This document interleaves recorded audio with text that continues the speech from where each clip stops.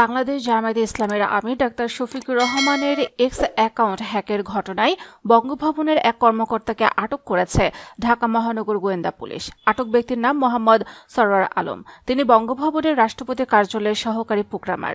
মঙ্গলবার দিবাগত মধ্যরাতে ডাক্তার শফিকুর রহমানের এক্স অ্যাকাউন্টের ডিভাইস নিয়ন্ত্রণ নিয়ে বিতর্কিত পোস্ট প্রকাশের ঘটনায় তাকে আটক করা হয়।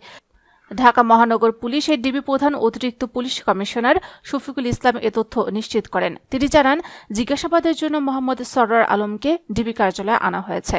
জিজ্ঞাসাবাদ শেষে পরবর্তী আইনগত পদক্ষেপ নেওয়া হবে। এদিকে একই ঘটনায় রাজধানীর মতিঝিলের এজিবি কলোনিতে অভিযান চালায় ডিবি। মঙ্গলবার দিবাগত রাত 12টার পর এ অভিযান শুরু হয়।